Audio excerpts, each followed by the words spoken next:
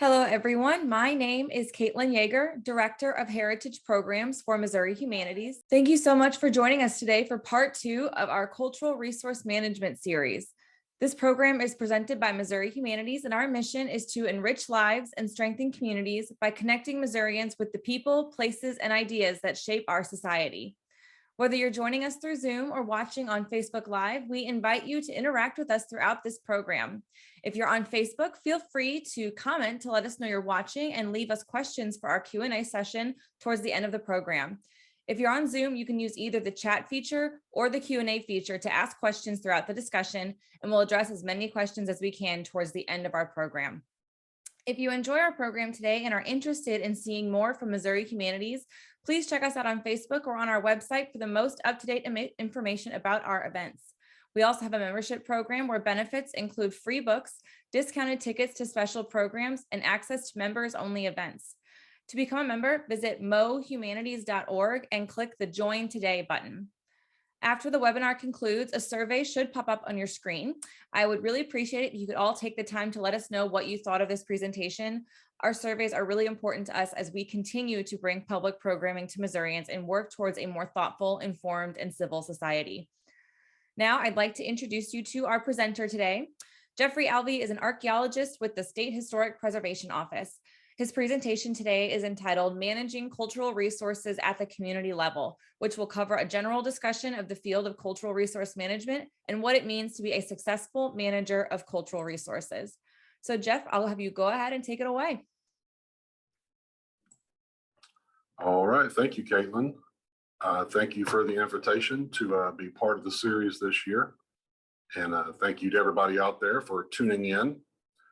So before I jump in really to the specific topic of my presentation, which as you can see here is managing cultural resources at the community level, I want to step back a little bit and sort of set some context, talk about cultural resource management in a more general manner, sort of talk about it, because in the US, it's certainly true that we tend to sort of structure our management of cultural resources at the national or federal level, then at the state level, and then at the community level. And so I think that it actually is a useful way to sort of think about how we manage cultural resources in this country and the processes we have in place to do so. It's also beneficial for those sort of three sort of hierarchical levels, that federal, state, and local level. It's beneficial for there to be some interconnectedness to those levels. These things should not be, these practices should not be completely segregated at these different levels. So in order to really get at a useful discussion of managing things at the community level, I feel like some sort of context needs to be established to sort of understand where managing at the community level really fits into this broader picture. And also just simply want to define what cultural resources are, what cultural resource management is, and who cultural resource managers are. Let's go to the first slide here.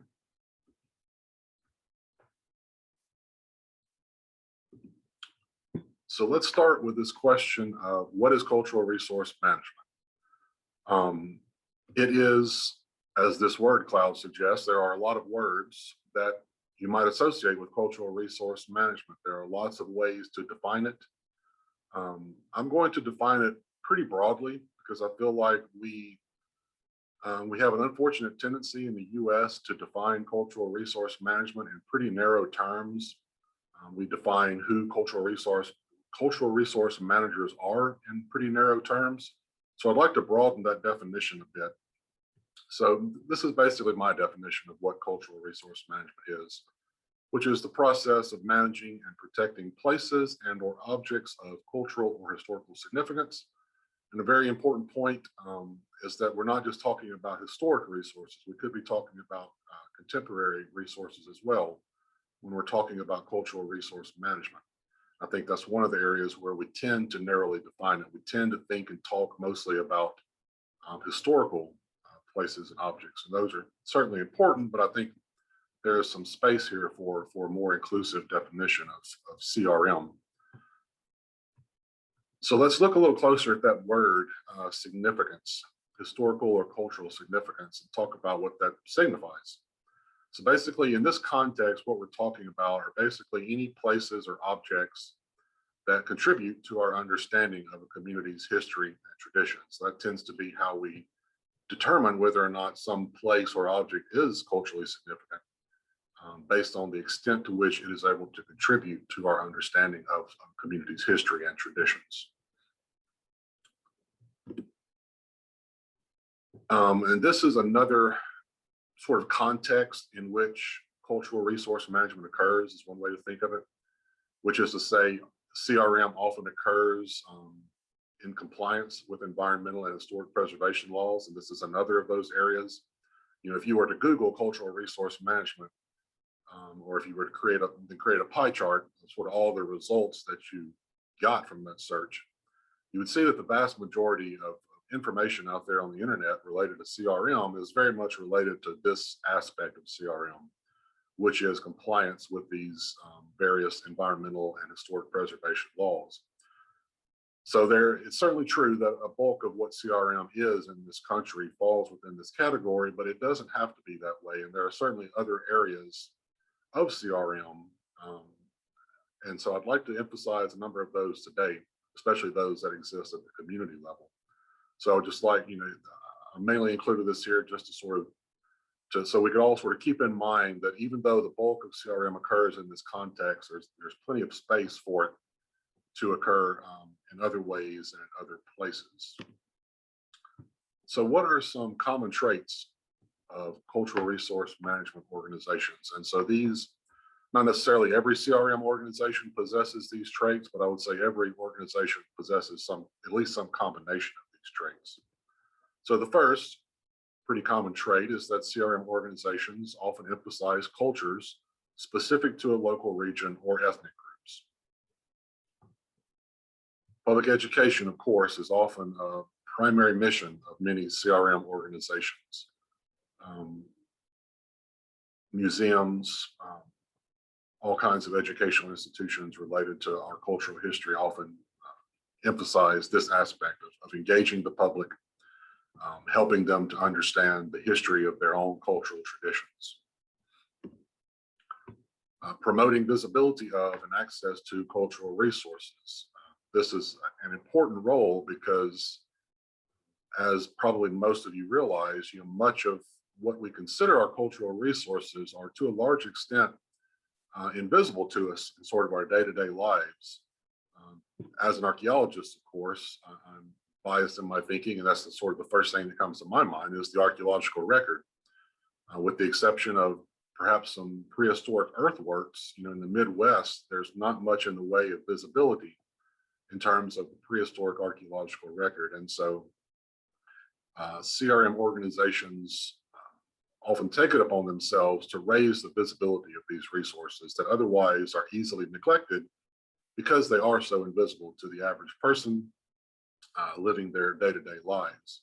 So raising that visibility and in some way providing access to those resources for people, at least access to understanding those resources, a very important role that many CRM organizations play.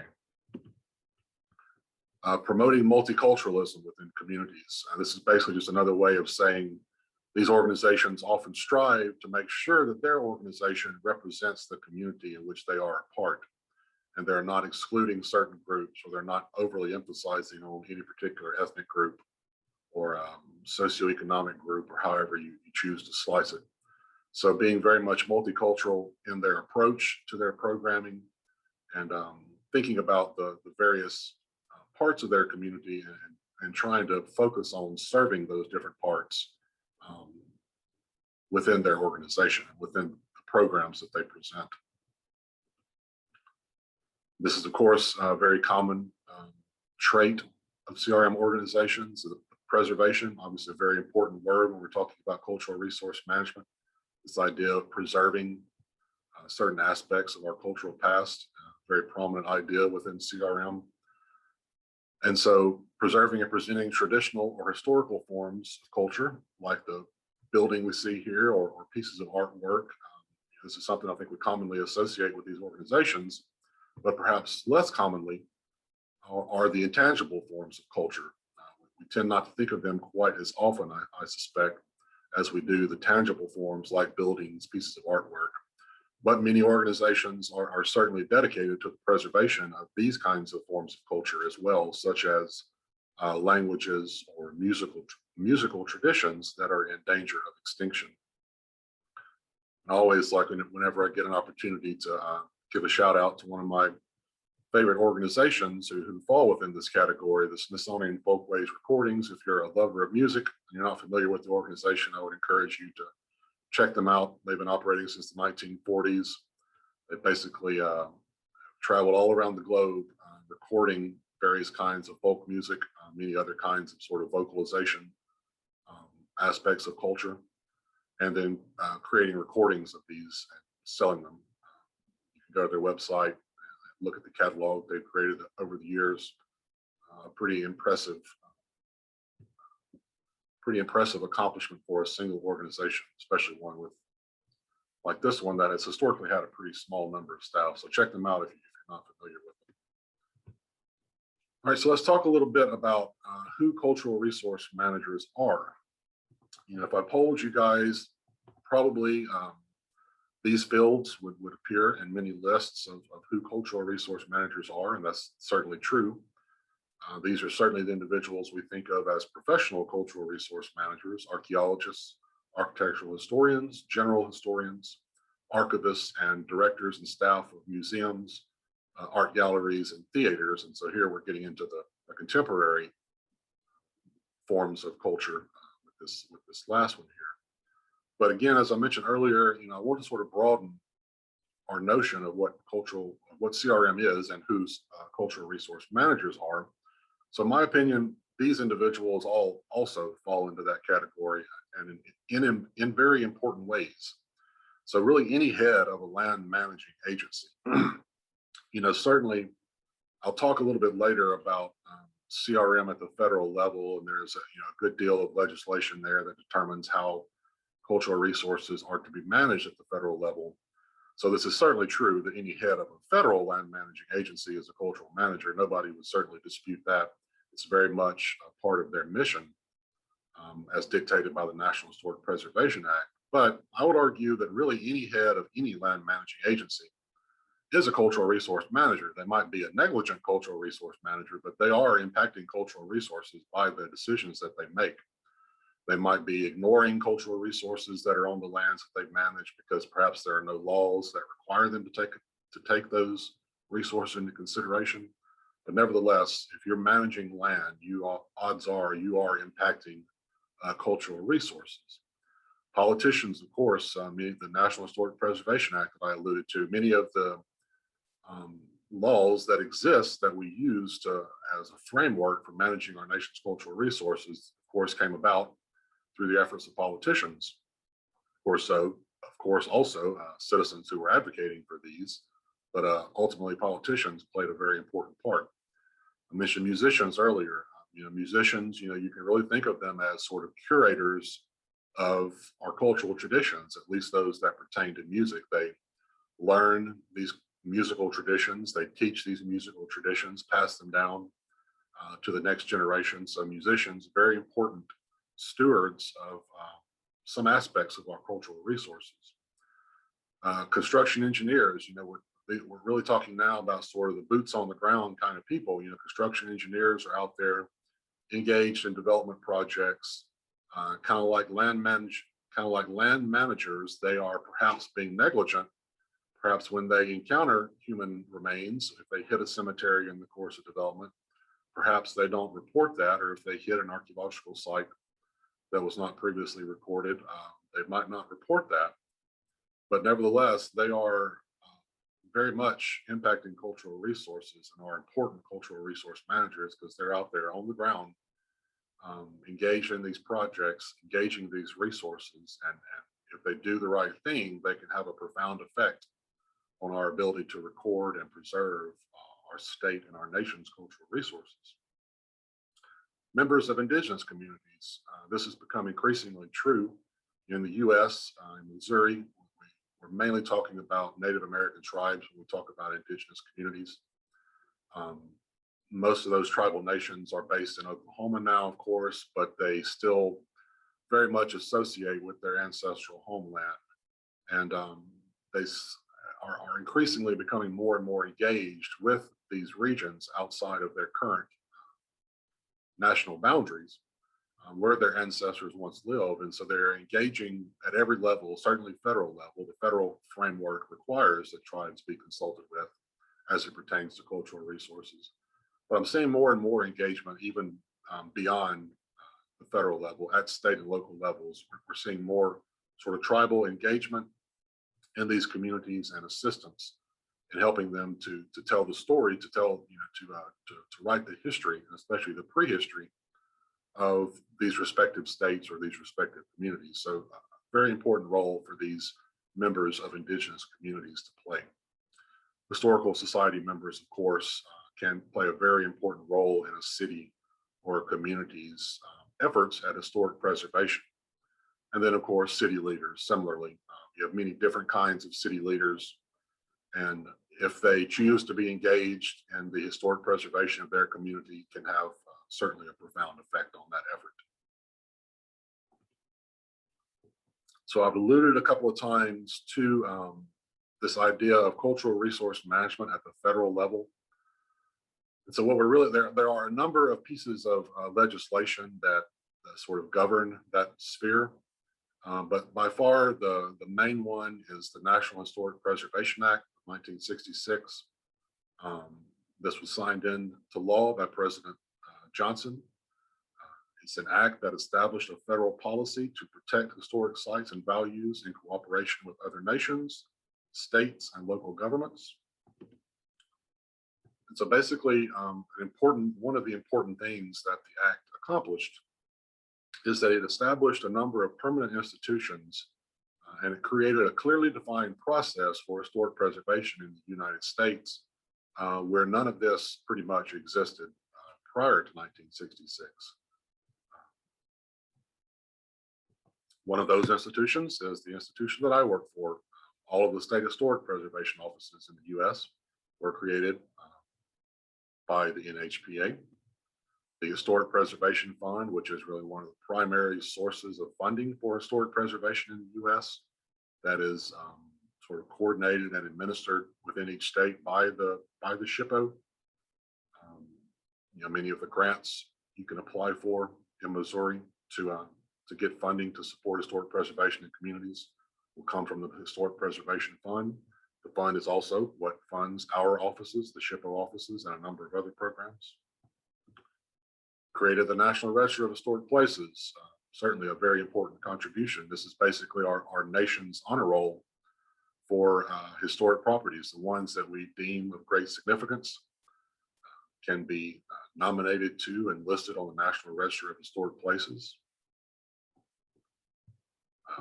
The NHPA established the President's Advisory Council on Historic Preservation, which is also, it is an independent federal agency, and it's actually the only federal agency that has the sole mission of historic preservation and advancing historic preservation in the US.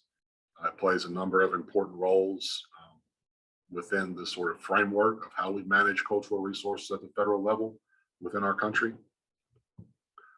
Section 106 of the National Historic Preservation Act. Most of what happens in this country in terms of cultural resource management happens as a result of Section 106. And so basically, I believe I have the definition, or actually, let me just point out before I get to the definition of 106, that although the act was passed in 1966, there have been some important amendments to it, especially in 1980, 1992, such as you guys are probably familiar with the Certified Local Governments Program that was created within the amendments in 1980. I believe the National Center for Preservation, Technology, and Training was created by the 1992 amendment. So there have been some pretty significant creations, significant contributions under this act since its original signing in 1966. So let's get back to Section 106. So basically, in summary, even though it's complicated, I've tried to sort of summarize it as best I could here. What Section 106 does is it requires federal agencies to consider effects on historic properties of projects that they carry out, assist, fund, permit, license, or approve throughout the country. So basically what I'm saying here is that it's not just a matter of federal projects that are directly being undertaken by an agency, but it's also any other project that is either receiving funding from a federal agency or that is being permitted or licensed by a federal agency. All of those fall under Section 106, and all of those have to take into consideration the effects of their particular project on historic properties. And so this is really one of my primary responsibilities here at SHPO. I'm one of the Section 106 reviewers. So all the projects that occur in our state come through our office. SHPO is one of the consulting parties within Section 106, along with our counterpart within the tribal nations, which are called the Tribal Historic Preservation Offices. And then the general public also has a say within this process. So I would say the second very important aspect or thing to realize about Section 106 is that it does lay out a consultation process that gives SHPOs, the tribal nations, and their respective FIPOs, and the public a chance to weigh in on these matters before a final decision is made. And this is really, this is, I think, one of the ways where we fail in this country when it comes to cultural resource management, because this process was really conceived of as being something that really would occur at the community local level, that decisions would be made. If a highway was being built through a community, the decisions about that project would very much be influenced by local desires and what the people of that community wanted to have happen in terms of things like mitigation of adverse effects on historic properties in their communities. But what has happened is that this process tends to largely occur sort of under the umbrella of the professionals who are involved in this process. So the professionals from the federal agencies, the professionals at SHPOs, the people who are working professionally in historic preservation tend to drive too much of this process. And a big part of the problem is it's just simply hard to get the community oftentimes to engage on these projects. Everybody's busy. We all have things in our lives to do. These folks from these communities have jobs of their own. And so I understand that it can be hard to engage in these kinds of projects and to weigh in meaningful ways and have their voices heard. But I wish it was a part of the process we were better at. I wish there was more local involvement when it comes to consulting on these CRM projects that occur under Section 106. But hopefully we can find ways to get better in that regard. If you've ever seen or heard a presentation on Section 106, you've probably seen a slide like this. This is basically just a representation of what's called the four-step process of Section 106. And you don't need to remember any of this, really. The main reason I included this slide is just to point out that, I talked earlier about the sort of interconnectedness that exists between CRM at the federal, state, and local level, or the interconnectedness that I believe should exist. And one of the things I mean when I say that is that often when people at the community level are trying to accomplish some kind of cultural resource management, they often have to come up with, you first have to have a plan, a plan to do whatever it is you hope to accomplish. And so it can be tough. You can often feel like you're sort of having to reinvent the wheel. But I point this process, this four-step process out here just to make the point that there are models. Within Section 106, there is a process there for how to manage cultural resources, and it doesn't have to be confined to Section 106. You can sort of copy and paste, so to speak, aspects of the Section 106 process into your own process for managing resources at the community level. Any parts of these four steps you can mimic, apply at the local level, and basically have a tried and true method that has proven itself over and over at managing resources at the federal level that actually is pretty applicable at the state and local level should you choose to use it. So just something to keep in mind, that there are processes there at the federal level that you can borrow to accomplish some of your own goals at the state or local level. So we've defined cultural resource management. We've talked about it at these other levels, especially at the federal or national level. We've talked about who the people are that tend to be engaged in cultural resource management. So let's shift gears now and talk about CRM at the local level. So this is just basically a statement, sort of the way I see it. I don't think it's a particularly controversial statement. I think it's something that most people would agree with, that simply put, the role of local governments or communities in cultural resource management in their own jurisdiction has never been articulated by federal policy, and it's seldom articulated by state policy. So that's basically the reality of the situation that we face. It's a good idea to recognize and understand that reality if we ever want to change it in any sort of positive way. However, there are many, many examples out there in the world of especially local governments who have gone sort of above and beyond and have defined various kinds of ordinances. They've undertaken many different kinds of programs to do a better job of managing cultural resources at that city or local community level. These are just a few that came to mind. So I would encourage you, if you're interested from a local government perspective, to see what some of these other governments are doing. I would encourage you to visit the websites of these three governments.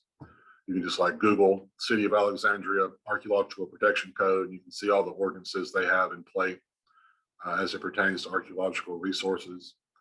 And one of the reasons I included these three, I mean, we all recognize that there's the potential for regulation to become overly burdensome, to where you can barely turn over a piece of dirt without having all kinds of red tape to have to navigate. And we recognize there's a point at which it becomes too much. And so one of the reasons I like these three communities is because I feel like, or I like these three governments, is that I feel like they've struck a pretty good balance of preserving the resources that are important to their communities while not inhibiting development to an onerous degree. So take a look at those three if you ever get a chance and want to see some good examples of what some exemplary CRM programs look like at the level of city government. So what do I mean when I say these three programs are exemplary CRM programs? What are some of the traits of an exemplary CRM program? Basically, I'm saying that they have a well-articulated planning process for mitigating loss of cultural heritage in the face of development, modernization, or simply the passage of time. These kinds of programs often highlight how cultural resources can be used to promote civic engagement, volunteerism, and heritage tourism. They often work to ensure that cultural resources contribute to the creation of public amenities such as museums, open spaces, art installations, transportation enhancements, and heritage walking and cycling trails. So you might be thinking this all sounds great, but where in the world do I start? So let's talk a little bit about what you can do. And I recognize this is probably a fairly diverse audience in terms of where you guys are coming from. I'm sure a lot of people from museums, some people from local government, from state government. So not all of these suggestions will necessarily apply to you, but hopefully they will spark some ideas. Some will apply more directly than others, but hopefully they will all spark at least some ideas about what you can do in your own community in terms of being a better cultural resource manager. So a good place to start, as I mentioned earlier, develop a plan, especially for a local government. Developing a cultural resource management plan can be a critically important first step. So this is basically a regulatory framework for managing cultural resources. And I would say this is, don't assume or don't expect that this is something that you as a local government can necessarily take on entirely by yourself. Operate with the expectation that you're going to need to find some outside help, whether that be in hired consultants or whether that be in something like external advisory committees. I've sat on a lot of pro bono external advisory committees in my career. And if you can get a good group of people together, you can get some good assistance, good guidance from these people. If you feel like you don't necessarily have the staff who can put together something like a cultural resource management plan, it does take historic preservation professionals to certainly weigh in at some point and at least provide some critique of the document once you've produced it. So I would say just operate with that assumption that you would, if you want to try to draft a CRMP, you'll need to, if you don't have historic preservation people on staff, you'll need to reach out and find some good partners in your community, in your state universities. Perhaps you have some cultural resource management firms nearby you could call upon. But it's a team effort for sure. So what does a CRMP consist of? Identifying documented cultural resources that are within your management boundaries. So basically everything that's out there, or at least some portion of what's out there that's already been documented, that you're already aware of. The built environment often falls within this category. We're often very much familiar with the historic buildings that exist in our respective communities. So it's a good place to start documenting, basically creating a database in some form or fashion of the cultural resources that have already been identified within your community. But as that implies, there are then the cultural resources that are not documented. And so you need to, and this is certainly the harder part of these two possible steps. This is the harder one, and that requires the greater amount of work, I would say. This is often, archaeological record is often what we're talking about when we're talking about unidentified resources, but it could also be historic buildings that have not yet been documented. But survey is often the go-to method when it comes to identifying these undocumented resources, whether it be architectural surveys, archaeological surveys. This is also something that odds are you're going to have to rely upon some outside consultants to help you with this part of your, with implementing this part of your plan. But nevertheless, it's a good idea to build this into your cultural resource management plan, this expectation that you will, in some degree, try to conduct surveys of your unidentified resources. Then once you have that inventory, once you understand the cultural resources that exist within your community, you can identify the threats to those resources. And once you've done that, you can develop management procedures and best practices to ensure that the resources' historically or culturally significant characteristics are preserved. So these are basically the, I'd say, the most important parts of a cultural resource management plan. So what else can you do? So the CRMP, that's one thing, good place to start.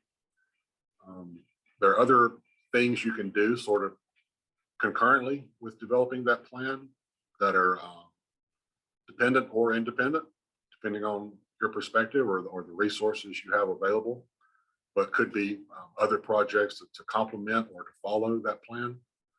One of those, see this a lot, especially with local governments, but really any kind of organization that, especially if you manage fairly large pieces of land, something like a predictive model can be useful. And this is also certainly something you would probably have to develop in partnership with professionals at universities or at CRM firms. And so basically, it's something that's often these days accomplished using GIS software. And so basically what you're doing is you're looking at all of the areas where you know cultural resources to exist, and you're looking at the sort of environmental attributes of those areas, seeing which of those attributes prehistoric sites correlate with, which attributes historic sites correlate with. And then basically you can create a probability map based on that prior knowledge to sort of predict what you should expect in areas that have not been surveyed, areas where you don't know what's there.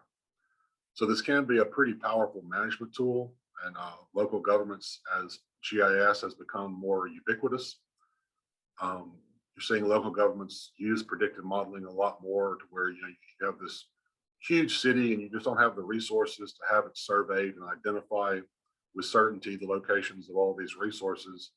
So sort of your next best thing is to develop this kind of predictive model that basically allows you to identify sensitive areas, because this basically tells you that within these areas here, these are very high probability areas for cultural resources.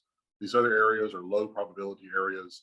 So whenever something is going to occur, like development in one of your high probability areas, you might decide to have something like the construction be monitored by an archaeologist. So it just empowers you to make some planning decisions that gives you a little bit more ability to prevent those cultural resources from being destroyed. Not a perfect tool, but it's often a useful tool, even though it's not perfect. This is a pretty straightforward one. Much of what, in my experience, when we're talking about managing cultural resources at the community or local level, archaeology often gets overlooked because it is difficult. It's a difficult resource to deal with because it is largely invisible to most people. And so I find programs that employ archaeologists, historic preservation commissions that have an archaeologist on the commission, who have archaeologists within staff or local government or within the staff of non-governmental organizations, can be very beneficial. I know these organizations are often squeezed for resources already, and it can be difficult to make an argument for an additional staff, someone like an archaeologist. But if you're going to take CRM serious, in my opinion, having an archaeologist, or at least having one on call, so to speak, so having a CRM firm under contract that you can talk to when you need to, can be a very beneficial thing for your organization. If you're, again, for the local governments out there, becoming a certified local government, very important. I talked about this earlier. This was one of the consequences of the National Historic Preservation Act, where there was a sort of recognition that there was this sort of bias that the National Historic Preservation Act was very much sort of loading a lot of the historic preservation on to that federal level, and there needed to be more support of historic preservation at the local or community level. And so the Certified Local Government Program fills part of that vacuum. Once your local government has become certified, then you have access to grants and technical assistance by SHPO. The SHPOs of each state are the ones who coordinate the CLG programs. Our CLG coordinator here is Kelsey Matson. I'll have one of the last slides of my presentation. I'll have my contact information and some of the contact information of some of my colleagues here. So you can get that at that time if you would like to have that information. But even if you're not a certified local government, we all live in communities. And so if you're interested in cultural resource management within your community, work with your CLG. And if there's not a CLG within your city, encourage them to contact us and encourage them to become a CLG, because that provides a number of advantages to those governments in terms of support, especially from our office, for that community's historic preservation efforts. One of the last ones I want to talk about here, not exactly one that's an option for a lot of organizations, but for some it is. That's simply site ownership or conservation easements. Either way, basically getting control of a piece of property that your community has determined this is important to our cultural history, to our cultural traditions. It's important that this piece of property be preserved. Trying to encourage support for this can be difficult sometimes, but it is one possible option. Then once that land has been purchased, it can be developed as parks, as open spaces, can build in those interpretive facilities that we talked earlier about. Cultural resource management organizations often working to raise the visibility and provide access to these cultural resources for people. Well, the site ownership, preserving areas in this manner, a very good way to do that. You can build in those interpretive facilities that allow you to really engage local communities with these cultural resources that are just right there, perhaps next door to them. However, if your organization cannot necessarily afford to buy these kinds of pieces of land, or you don't consider that appropriate to your organization's mission, you might also consider working with organizations like the Archaeological Conservancy or the American Battlefield Trust. These are two very successful organizations, very well-funded organizations. Archaeological Conservancy is active all across the country. They've bought hundreds and hundreds of archaeological sites, now own many thousands of acres that are being preserved due to these areas being significant archaeological sites. Of course, same for American Battlefield Trust. They've been able to conserve a lot of land across the country. And once this land is preserved, there's often I haven't talked much about natural resources in this presentation, but the two often go hand in hand. When you're talking about preserving a piece of land because of its cultural significance, well, you're simultaneously preserving the natural resources of that land. Hopefully it'll be wisely managed, and you can do both. You can wisely manage the cultural resources and the natural resources. The inverse of that is true, of course, as well, that I wish natural resource management agencies would think more about this reality, because when you are managing natural resources, when you're managing land for natural resources, you're also managing the cultural resources that are present. And if you're neglecting that responsibility, you may be destroying those resources by your land management practices related to your natural resources. So these are really natural resource management, cultural resource management are really just opposite sides of the same coin as far as I'm concerned.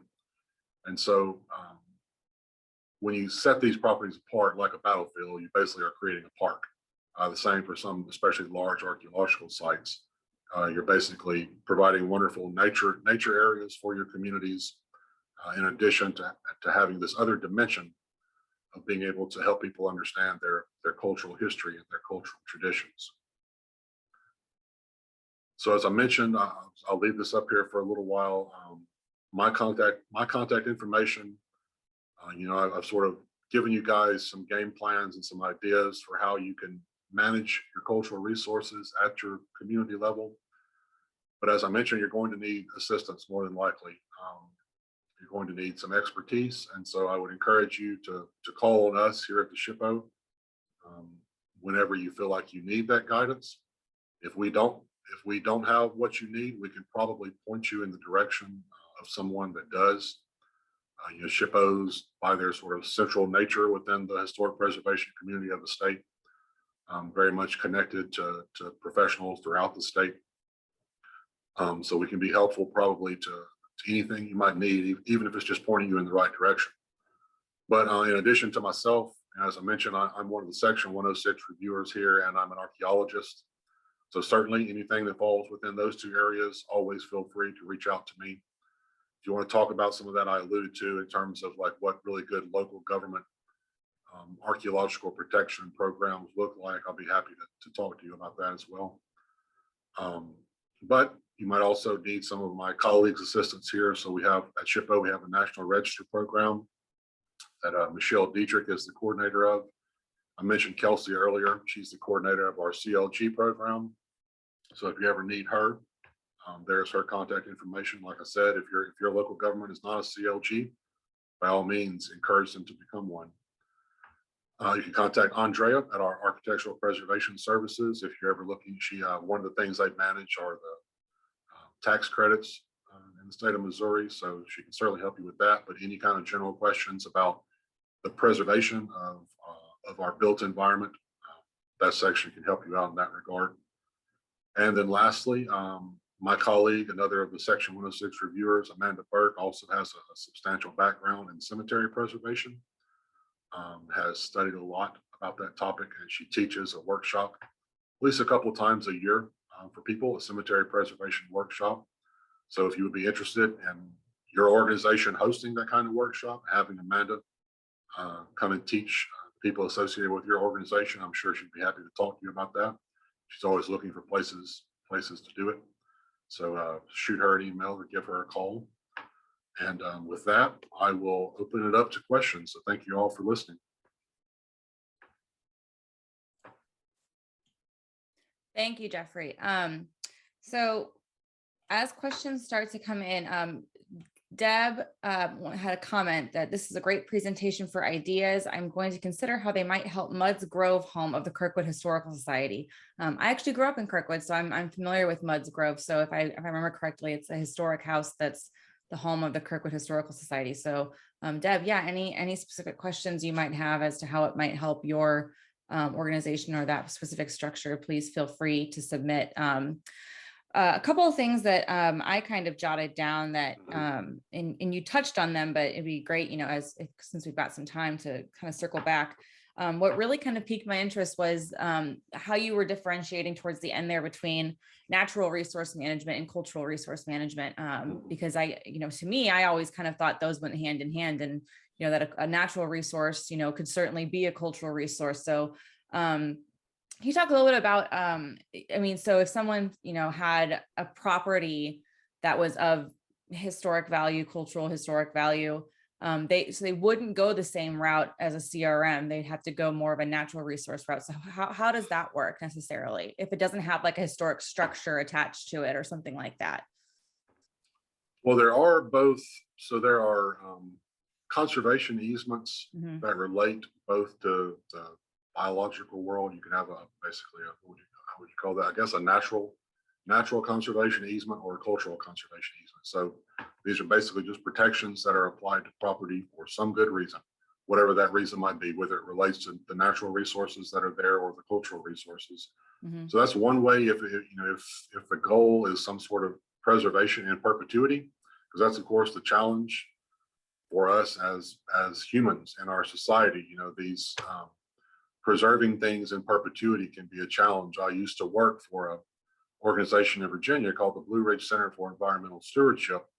It was basically a 1,000-acre parcel of land that this couple, fairly wealthy couple, decided to purchase this 1,000 acres near the Blue Ridge, in the Blue Ridge Mountains near the Appalachian Trail, back in the late 90s, and create this center. And they did a very good job of recognizing that there was a history on that land as well. And so that's why I was involved. I was helping them sort of develop these interpretive programs around history and archaeology, because they were wanting to talk about this idea of environmental stewardship and this idea of this history of humans interacting with nature and sort of what the result of that has been. But one of the things they didn't foresee when they had that, very wonderful and very commendable idea in the late 90s to purchase this land, how do we as a couple ensure this land's preservation in perpetuity? And ultimately the conclusion that they reached is that they couldn't, and they ended up selling it to the state, and it will eventually become a state park. So that can be difficult. How do we engage with these cultural resources for a time? And that's why it's so important that entities like local governments, state governments, federal governments are engaged, because these are the institutions we build to last. These are the things that will be here after we're all gone, we hope. Or at least they're our best option for institutions that will persist beyond our individual lives. And so that's why it's often good for those kinds of institutions to be engaged in the preservation efforts, because they're very good at doing things in perpetuity when compared to private organizations or individuals. So things like preservation, conservation easements that are done through something like the State Historic Preservation Office can give a certain degree of protection to a property that many other kinds of approaches you might take would not. So we do have a question, but while I'm reading this off, Linda asks if you could go back and display that list of names. Sure. Yep, I'll leave that up there. But so Deb, who is with Muds Grove at the Kirkwood Historical Society, she says Muds Grove is on the National Register. They're running a GoFundMe page to raise funds to restore the front porch. We have applied to grants without much success. Any ideas on where we could search for such grants? We do have a board member responsible for grants. That's a tricky one, because I know that it's very hard, as far as I know, to find grants for like construction. That when you come from like a historic preservation angle, it's helpful, but I know like Missouri Humanities, for example, our grants program won't fund actual like capital construction type projects. So Jeffrey, if you've got other suggestions of where to look. Yeah, my suggestion would be talk to somebody who's not an archaeologist. That's one of the reasons I included these three guys, or really these four guys. They could all help you, but certainly Michelle with the National Register, but really any of these, Andrea and Amanda, all are architectural historians. Actually, all four of these guys are architectural historians. And so they deal with those kinds of issues on a daily basis. We have a grants program, one name I should have put up there that I didn't think of, but another one of our colleagues, Allison Archambault. And if anybody wants to send me an email, if you don't have Allison's contact information, so she's the one that runs our grants program here at SHPO. So she's a good contact to have, and she can certainly answer any, especially the technical questions you might have about applying for the Historic Preservation Fund grants that the SHPO administers. Allison could certainly answer questions there, but I would say talk to any of our architectural historians about your efforts. You know, cemetery preservation is another one of those where people really struggle to find funding to support cemetery preservation. And Amanda, those are questions Amanda gets on almost a weekly basis. And so she's pretty well, you know, beat the bushes to the extent that she can. And so she has a lot of that information that she can provide people with. Unfortunately, the short answer is that there's not a lot of support out there. It's often like, you know, you need to talk to your local government and see if they can't find a way to place that cemetery under their management somehow.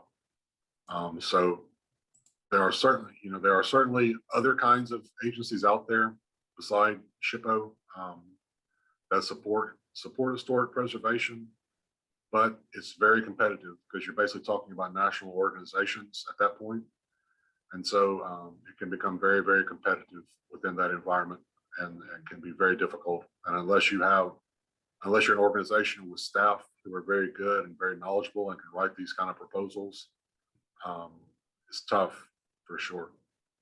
But yeah, reach out to these guys, these architectural historians, with those kinds of questions, and they'll be happy to point you in the right direction, at least as best they can. Mm-hmm. Something that I would recommend too, and it's a little bit kind of oddball sounding, but you know, I've applied for grants in the past and or assisted other people where you apply for funding assistance or a grant through some major corporations. You know, there's a lot of corporations and banks out there whose philanthropy includes things like historic preservation or community development, that kind of thing. Yes, so for sure. you might be able to, I mean, looking at places like Amarin or Spire or, you know, other kind of big state corporations who look to spend their philanthropy dollars on things like local historic preservation or structures. Yeah, So those are it would- definitely out there. One that reminds me, when I was working for the Blue Ridge Center in Virginia, we had a lot of success with North Face, you know, the clothing company North Face. They have a grants program as well. It's for, you know, we were lucky in that our center was this sort of nexus between natural preservation and cultural preservation. And so we could sort of, you know, we could go the nature education route that North Face is wanting to support. And like I did a program called environmental archaeology for kids. So it was very much getting kids into nature, which was the aspect of it that they liked. But if your organization sort of rides that fence between managing natural resources and cultural resources, the North Face grant program might be a good place to look. But also the point being is that there are almost, you know, there's so many of those kinds of programs out there, and just identifying them can be a challenge. But once you do identify them, they can at least provide you with relatively small loans. I think my North Face's max was like maybe $5,000 or so. So nothing huge, but you can get some programming done, especially if you can piece those kinds of grants together. Yeah. And I would say, you know, as a starting point, start with Missouri companies, because they're going to be more prone to put money into Missouri rather than, you know, and it's less competitive than a big national or international organization. So I would say, you know, a place that I've started in the past is, you know, Googling like Fortune 500 companies in Missouri. Most, you know, Fortune 500 or Fortune 1000 companies are going to have a community involvement or philanthropy arm that gives out some sort of funding. It's just a matter of kind of, you know, Googling the name of a company or Fortune 500 or whatever, and looking up their philanthropy and seeing what they're giving money to. And I think too, you know, it is, you know, Jeffrey mentioned it's so competitive, especially for historic preservation stuff. Everybody is looking to raise money to restore structures, and it's so hard to get the money to do those things. But I think when it comes to applying for grants, it's all in how you're writing. I mean, a big thing is, you know, it's going to be hard to sell, hey, give us money because we want to restore a porch. How many people out there want to restore some facet of a historic structure? But if you're coming from an angle of how it would be beneficial to the community that you're serving, is this going to be a venue for a lot of community events? Is it a place that tells a specific story that is important to Kirkwood, to St. Louis, to Missouri? So yes, like the bulk of it is, you want money to restore this porch or this, or replacing the roof or what have you, but it's all in how you're telling the story of that place and why it's important that it lasts and what it's going to be used for. Why does it need to be preserved, be rebuilt, or what have you? What is the plan for that place? I think that helps rather than just trying to say it's an historic building, we use it for the historical society. So coming at it from why it's important and why you're going to need this to be, used for a community space or programming or events or whatever. So that's another thing to keep in mind too when you're applying for grants, and that goes for really any grant application you're doing when it comes to historic preservation and such. Let's see. Anybody else have any questions? We've got Deb's kind of making some comments. Good idea. We tried a few. They're hopeful for the Daughters of the American Revolution. Could you re-say that last name you recommended? Do you mean when Jeffrey was talking about the North Face, like the outdoor gear company? That's what he was talking about, I believe, right? The North Face? That's correct, yes. Yeah. Another thing I wanted to kind of stress that Jeffrey mentioned that I think was really helpful is this idea of being proactive instead of reactive. Even if you don't think you've got major CRM projects on the horizon, to have people that, are knowledgeable of CRM practices sitting on boards or sitting on city staff, becoming a CLG. I think that's a great recommendation, especially for a lot of the small towns in Missouri that tend to, and we get representatives from a lot of those small communities in programs like these. Becoming a CLG, I think, is a great step. And then I think you kind of touched on this, but making an inventory of what your cultural resources are. So that when it comes time to take action or do things with those cultural resources, you have them documented, what state they're in, what your priorities are. So I appreciate that you stressed this idea of being proactive instead of reactive, because I think oftentimes, especially in smaller communities or smaller organizations that don't have as many assets, they tend to go as long as they can without doing something because they have a lack of resources. And then kind of by the time it's, gets to the point of needing to take action, there's so many steps they have to take to get there. So I think, taking the steps you need to where, like, when it's time to take on a really big project or, apply for a grant, you've got some resources in place already that make your life a little bit easier. For sure.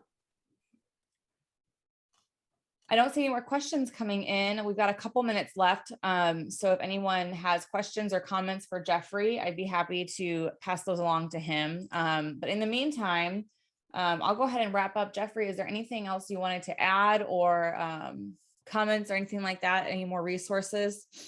No, I would second one of those last things you said. And one of the things I alluded to, that, partnerships are really one of the ways for this to work. It's hard to accomplish any of this in isolation. So look for partners within your local government, within your state government. Certainly, that's why I included all of our info here. By all means, think of us as your partners in Missouri in historic preservation and managing your cultural resource in your community, and take advantage of us and all the other many others. Our universities have a variety of architectural historians, archaeologists at them as well. And so find out, especially the sort of institutions that are in close proximity to your community that have historic preservation professionals, and then bug them all the time for whatever you think you need. Right. Well, thank you again, Jeffrey, for all the information. You gave some really great resources. And I really hope that everybody was able to take away some great tips for going forward. I wanted to let everybody know that this webinar is being recorded, so it will be available to view on both our Facebook page, which is Missouri Humanities Council, and also our YouTube channel as well, which is the same title, Missouri Humanities. If you did miss part 1 of our series last week, Amber Clifford of UCM presented about museum exhibition. That is also available to view on both of those platforms, on Facebook and YouTube. So it was a great presentation. So I highly recommend taking a look at that when you've got some time. We do hope you join us for part 3. That's next Tuesday. It's the final installment of our CRM series, Tuesday, November 16th, same time, 1 p.m., same place, same Zoom webinar link that you've all been accessing. So next week, Candy Saul will present on cultural resources, archaeology in your community. So she'll be coming from CRM from a kind of an archaeological standpoint. So I think that's going to be a really great asset for everybody. Please don't forget to take a few moments to fill out that survey as well. That should pop up on your screen when I end the webinar. It'll also be in the follow-up email that'll be sent out tomorrow. Thanks again, Jeffrey, and thank you everyone for tuning in. We hope to see you back again next week. Have a great rest of your day. Thank you.